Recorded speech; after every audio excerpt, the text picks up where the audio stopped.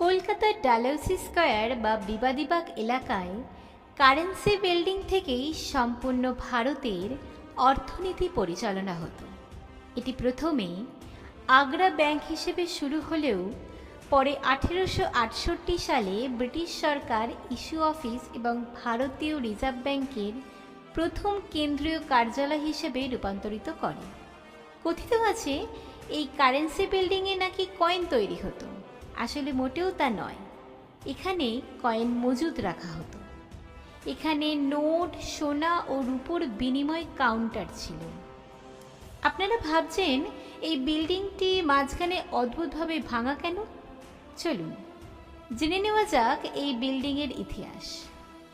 18 শতক থেকে নতুন দিল্লিতে রাজধানী স্থানান্তরের পূর্বে 1911 সাল পর্যন্ত ব্রিটিশ রাজের রাজধানী হিসেবে ডালহৌসি স্কয়ারের এই কারেন্সি বিল্ডিং যেখানে বর্তমানে দাঁড়িয়ে আছে, সেটি মূলত কলকাতা নিলাম সংস্থার কার্যালয় ভবনের স্থান ছিল।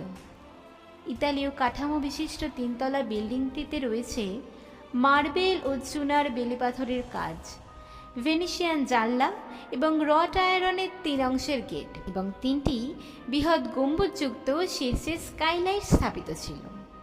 এখানকার সবচেয়ে আশ্চর্যতম জিনিস ছিল মাটির তলার সুড়ঙ্গ। টাকশাল থেকে আসা সদ্য গরম রূপোর কয়েনগুলোকে ঠান্ডা করার জন্য মাটির নিচে কাটা হয়েছিল গুপ্ত খাল, যা হুগলি নদীর তীর থেকে 660 মিটার দূরে অবস্থিত। এখানে গঙ্গার জল আসত।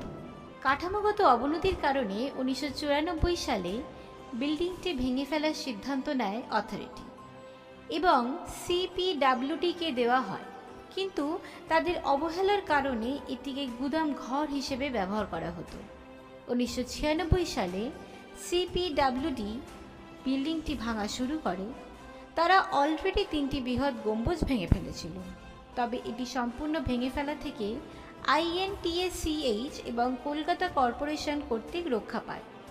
পরে 2002 থেকে 2020 সালের দীর্ঘ প্রক্রিয়ায় ASI পুনরুদ্ধার করে।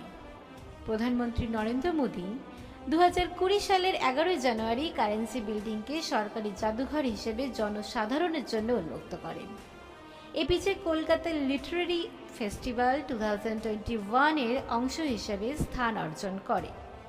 সোমবার বাদে প্রতিদিন সকাল 10টা থেকে বিকেল 5টা পর্যন্ত খোলা থাকে। প্রবেশ মূল্য অবাধ।